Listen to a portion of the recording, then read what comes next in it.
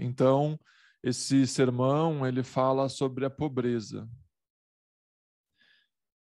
A bem-aventurança abriu sua boca de sabedoria e disse: Bem-aventurados os pobres de espírito, deles é o reino dos céus.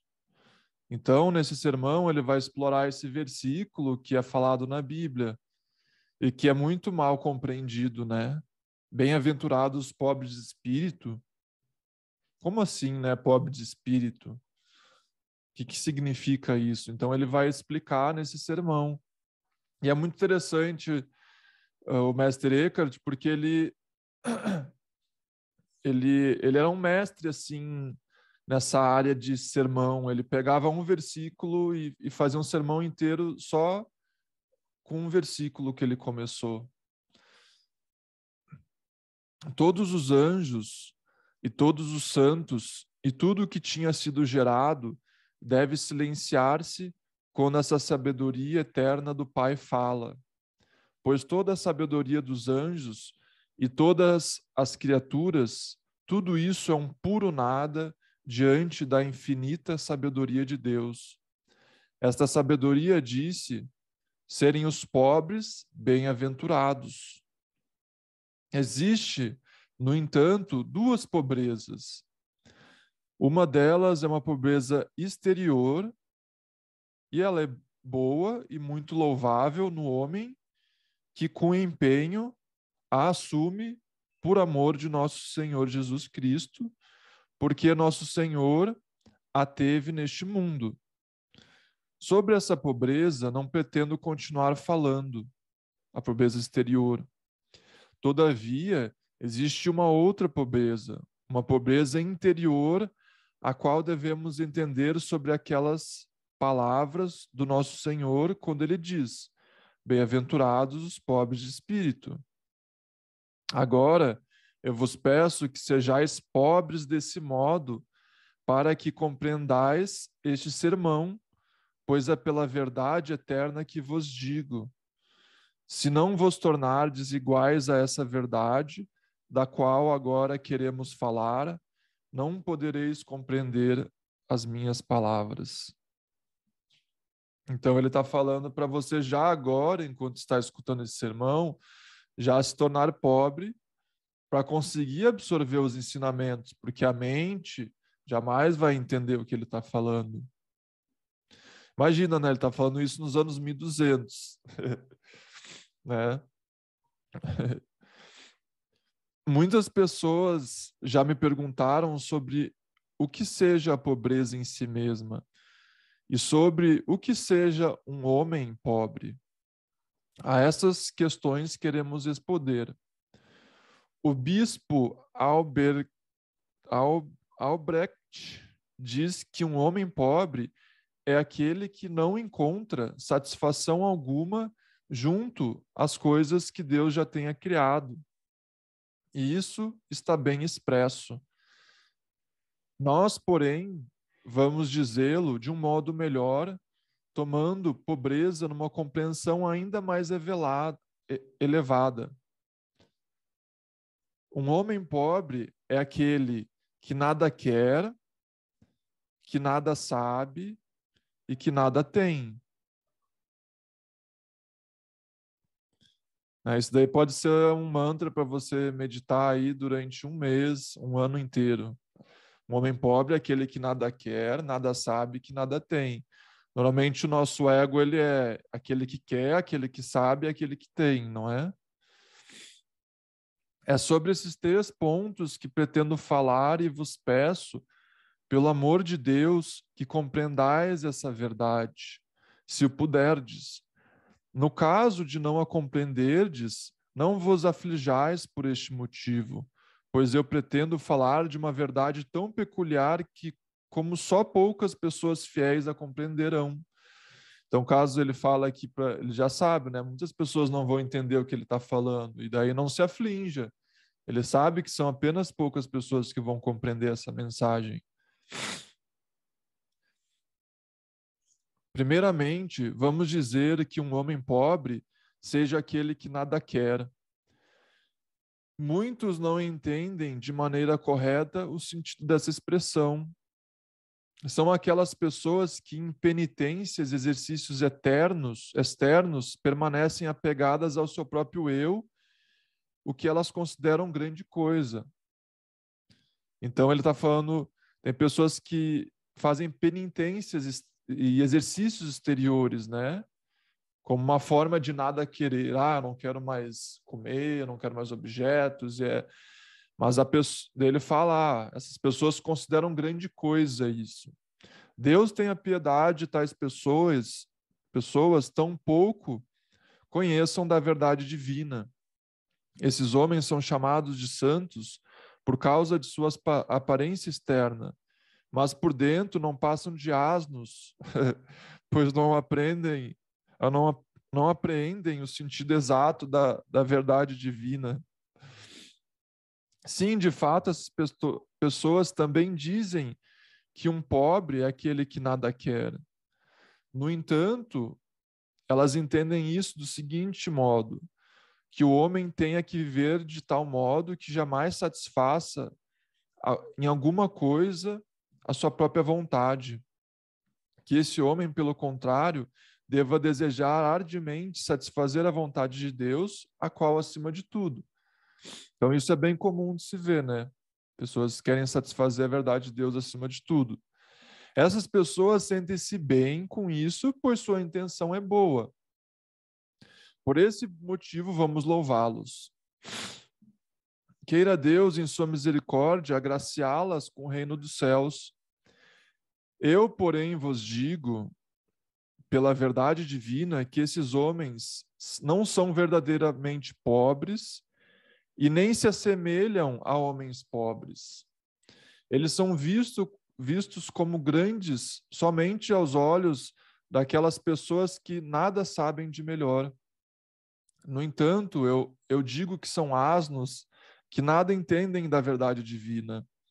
Eu acho que quando ele fala asnos, ele é similar aos mestres indianos, né, que dão aquela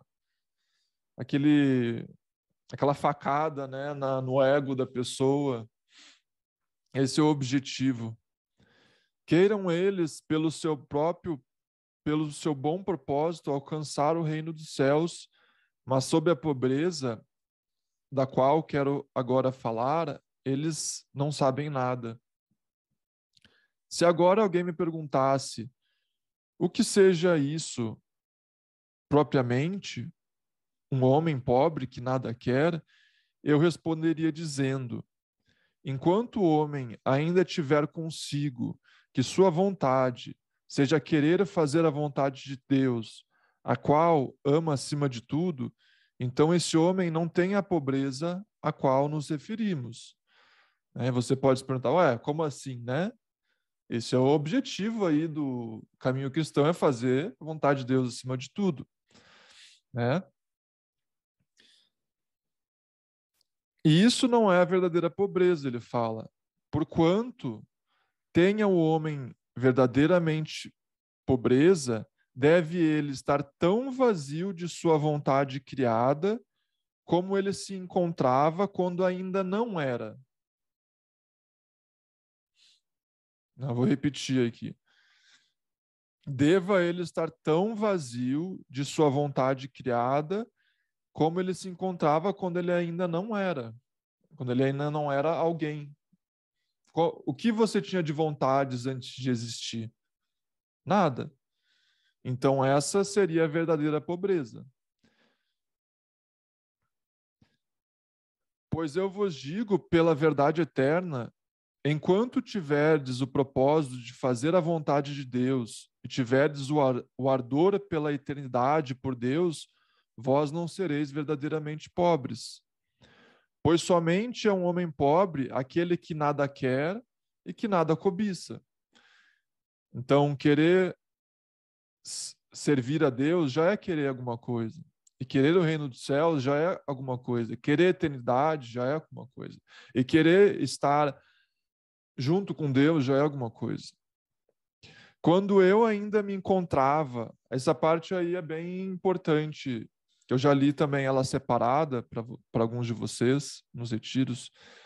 Quando eu ainda me encontrava em minha primeira causa, eu ainda não tinha Deus algum, e ali eu era causa de mim mesmo.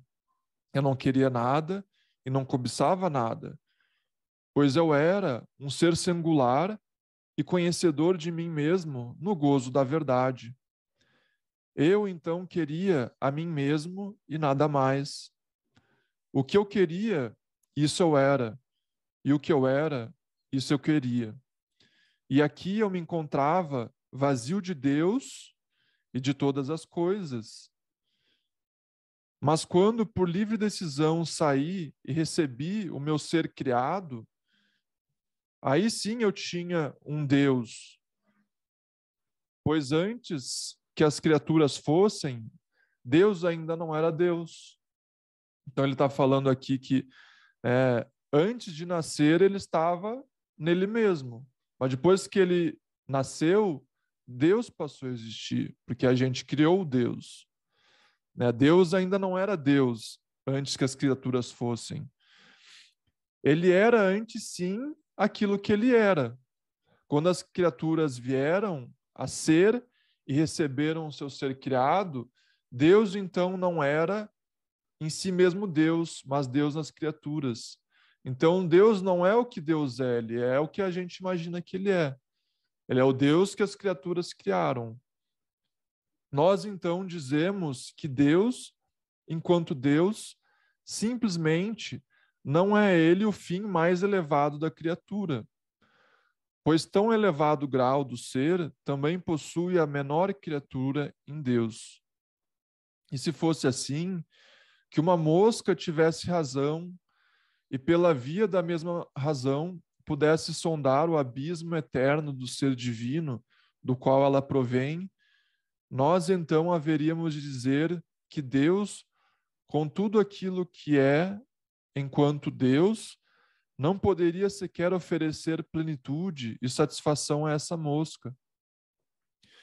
Por isso, peçamos a Deus que nos tornemos vazios de Deus e que assim compreendamos a verdade e gozemos eternamente, lá onde o mais elevado dos anjos, a mosca e a alma são iguais.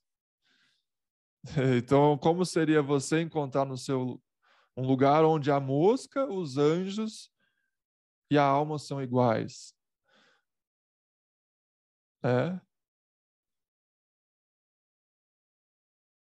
A gente tem esse apego, né, por imagens maravilhosas, mas e a mosca, né? A mosca não é um anjo, não é o mesmo nível, mesmo grau de Deus. Lá onde eu me encontrava e queria o que eu era e era o que eu queria. Isso é bem interessante. E queria o que eu era e era o que eu queria. Pois assim dizemos, caso o homem deva ser pobre em vontade, deve ele antes tão pouco querer e desejar, como queria e desejava quando ele ainda não era. É desse modo que é pobre o homem que nada quer. Por outro lado, é um homem pobre, é aquele que nada sabe. Já dissemos oportunamente que o homem devesse viver de tal sorte que não vivesse nem a si mesmo, nem a verdade, nem a Deus. Agora, porém, nós o dizemos de outro modo e queremos prosseguir dizendo: o homem que tem essa pobreza deve viver de tal modo que nem sequer saiba que vive a si mesmo, e nem a verdade, nem a Deus. Então, um homem que nada sabe, ele nem sabe que vive em Deus. Porque saber que vive em Deus já existe ali uma separação entre você saber que vive em Deus, que você vive a verdade. Lembra que eu falei esses dias para aquele que despertou até piscar os olhos é demais? É a mesma coisa. Então, um homem que tem essa pobreza deve viver de tal modo que nem sequer saiba que vive a si mesmo. Ele nem sabe que vive a si mesmo. Porque enquanto eu sei que eu vivo a mim mesmo, ainda me vejo como um objeto, como um ser separado. Deve antes estar de tal modo vazio de todo saber que não saiba, nem conheça, nem sinta que Deus vive nele. Porque se você sente que Deus vive em você, ainda é alguém. Então ainda é rico de si mesmo. Mas ainda deve estar vazio de todo conhecimento que nele vive. Pois quando o homem ainda se encontrava na essência eterna de Deus, aí não havia nele nenhum outro. O que aí vivia era ele próprio. Dizemos, portanto, que o homem deve estar vazio de seu próprio saber, assim como ele o fazia quando ainda não era, permitindo que Deus opere o que queira e que o homem permaneça vazio. Então, Deus apenas opera em quem é vazio.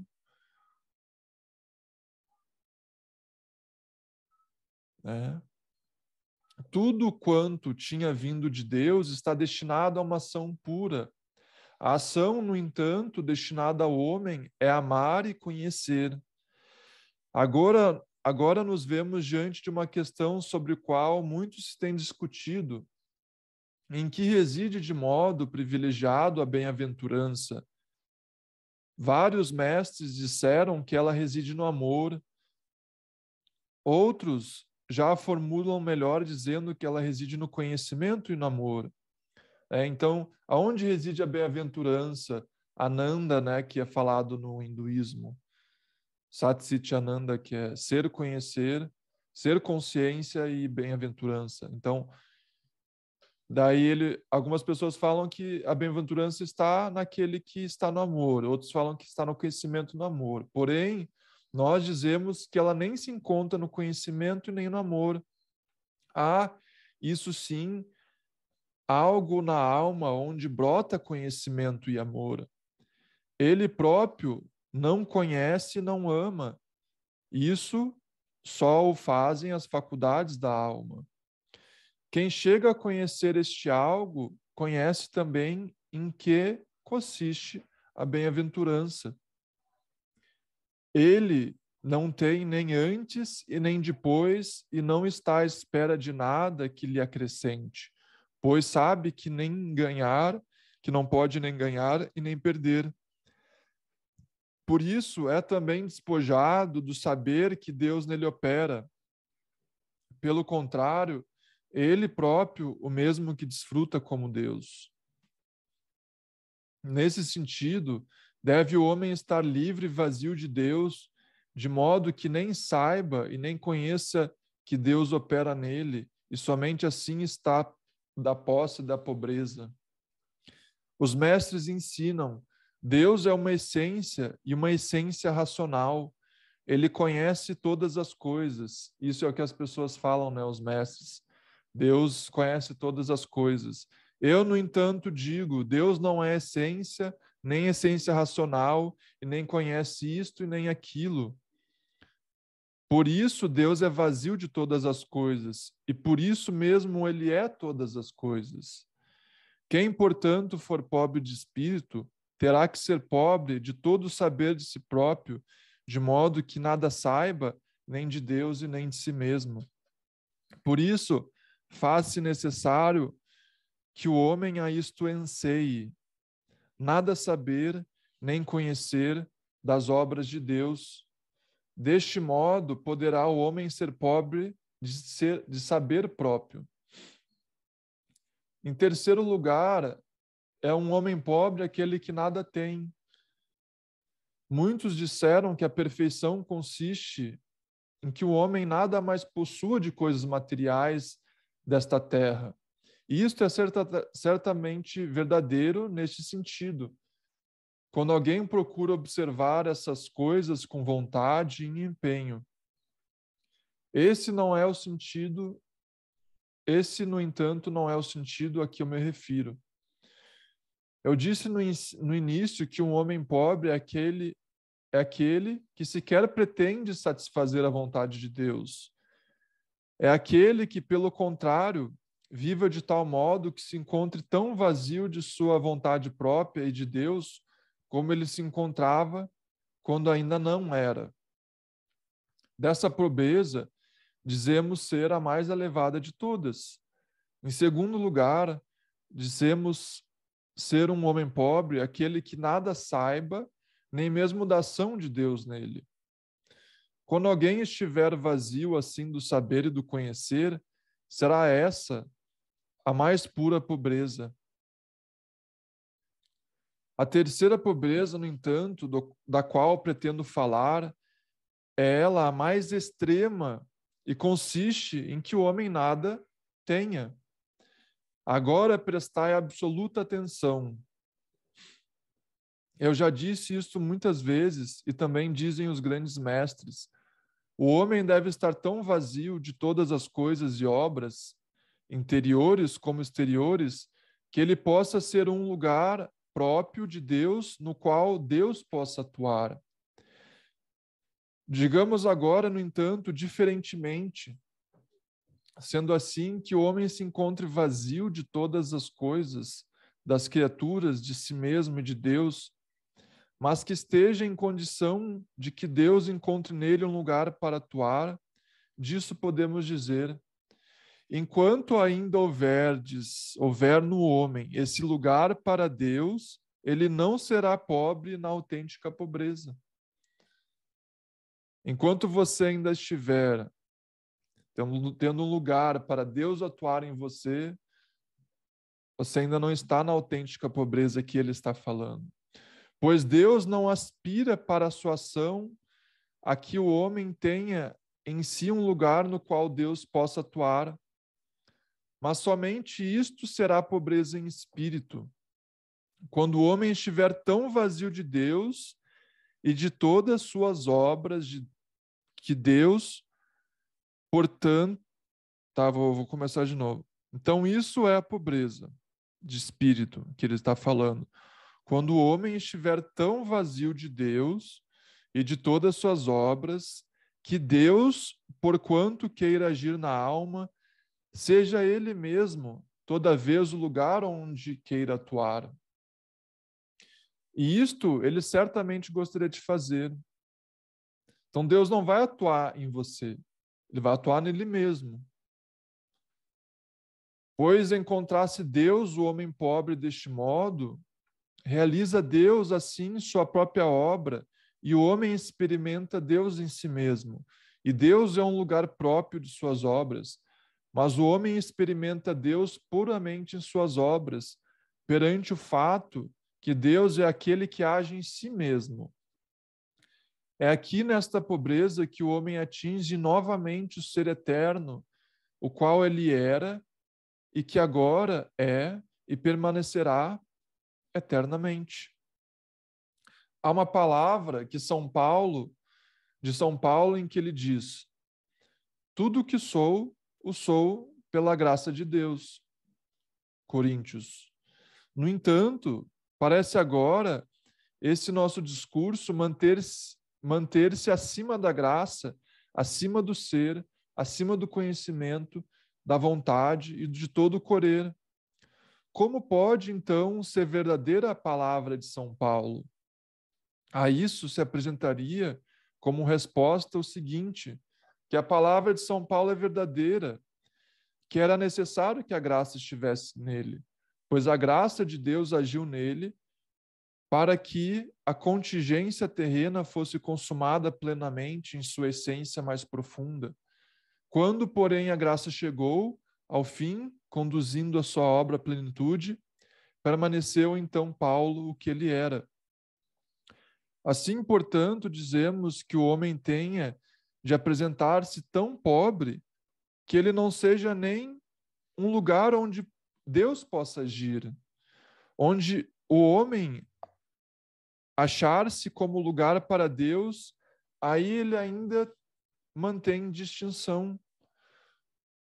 Por isso, peço a Deus que ele me torne livre de Deus. Imagina você fazer uma oração: Deus, me livra de você. Né? No caso, me livre da ilusão de você. Me livre de mim mesmo.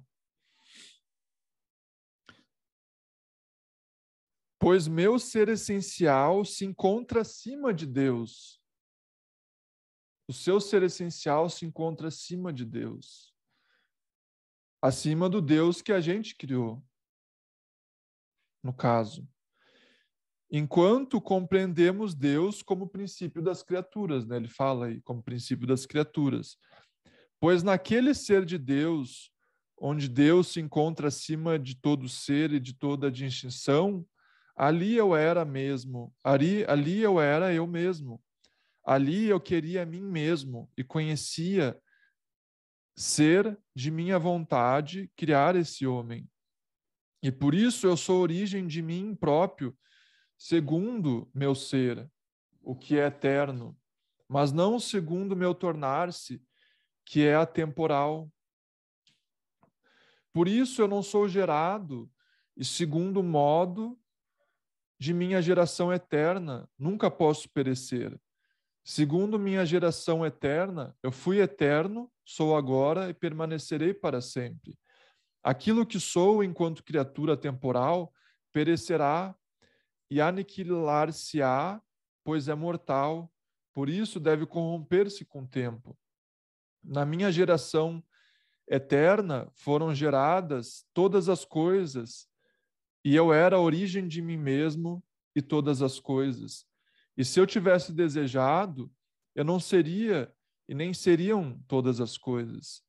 E se eu, no entanto, não fosse, então, Deus não seria. Que Deus seja Deus, disso sou a razão. Se eu não fosse, Deus não seria Deus. Mas saber disso não é necessário. Um grande mestre diz que há mais pobreza em seu irromper, que em seu emanar criativo. E isso é verdadeiro. Quando emanei de Deus, ali todas as coisas diziam: Deus é. Isso, porém, não pode tornar-me bem-aventurado, pois eu me reconheço como criatura. No irromper, contudo, onde me encontro vazio de minha própria vontade, vazio mesmo da vontade de Deus, de todas as suas obras, sim, vazio de Deus ele mesmo, eu me encontrei acima de todas as criaturas e não sou nem Deus nem criatura. Sou antes o que eu era e o que permanecerei agora e por todo sempre. Aí eu recebo um impulso que deverá conduzir, que me deverá conduzir acima de todos os anjos. Nesse impulso recebo tamanha riqueza que Deus, com tudo aquilo que é como Deus e com toda a sua obra divina, não me pode ser o suficiente. Pois me é dado nesse romper que eu e Deus sejamos uno. Aí eu sou o que eu era, e nem acrescento e nem diminuo. Aqui Deus não encontra mais lugar algum no homem, pois o homem conquista, sem esta pobreza, aquilo que era eternamente e permanecerá por todo sempre. Aqui Deus é uno com o Espírito, e isso é a mais autêntica pobreza que se possa encontrar. Então, aqui Deus é uno com o Espírito, e isso é a mais autêntica pobreza que se possa encontrar. Quem não compreender essas palavras, não aflige o seu coração, pois enquanto o homem não se igualar a essa verdade, não poderá entender essas palavras, pois essa é uma verdade desvelada que aqui veio imediatamente do coração de Deus. Que Deus nos ajude a assim viver de modo e experimentar isso eternamente. Amém.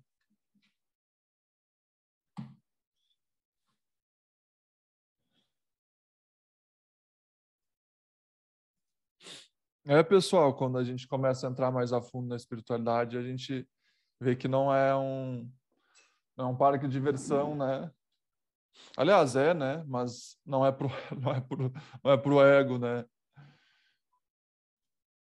Porque você vê nesse sermão, ele tira qualquer riqueza que você possa ter construído espiritualmente, né? Ele tira qualquer coisa que você possa segurar. Nem mesmo fazer a vontade de Deus, nem mesmo estar em Deus, nem mesmo você é uma ferramenta de Deus, tudo isso se vai. Mas é claro, não se obrigue a entender isso e nem se culpar caso você não. Tudo bem se você se considera, sou uma ferramenta de Deus, eu ainda vivo em Deus, perfeito. É bom isso. Melhor do que estar vivendo longe, né, de Deus, no caso. Só que esse sermão, ele traz algo ainda mais profundo, né? Algo que é a entrega absoluta, né? Que é se render-se ao nada, né? No caso. E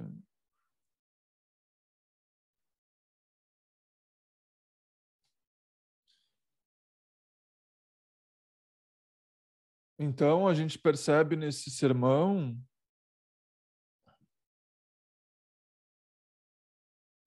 ele fala que é bem legal que nesse impulso recebo tamanha riqueza que nem Deus e sua obra divina não me pode ser suficiente, né?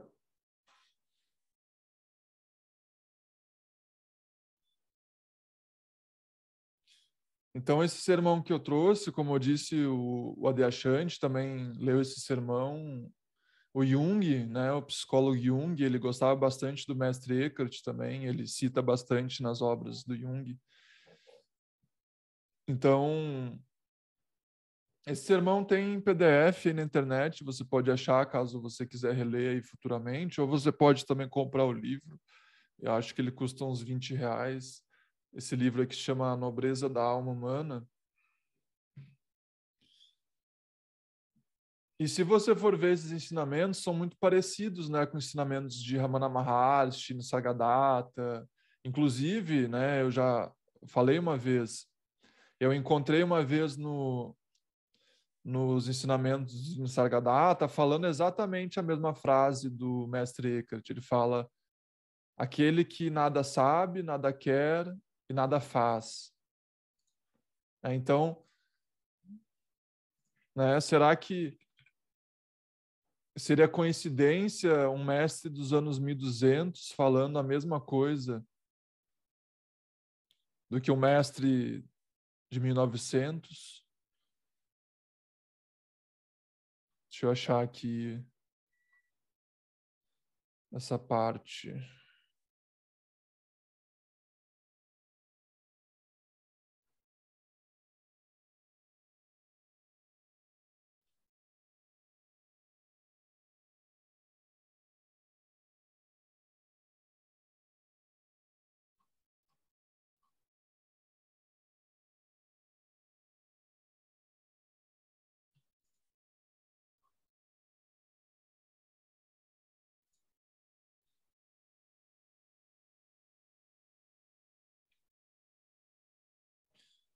Então, achei aqui, ó. Mestre Eckhart, estar pobre significa aquele que nada quer, nada sabe, nada tem.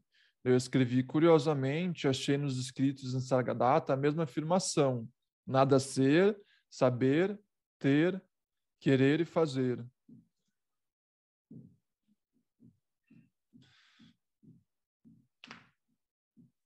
Então você vê que isso daí é um convite, né, para um esvaziamento completo.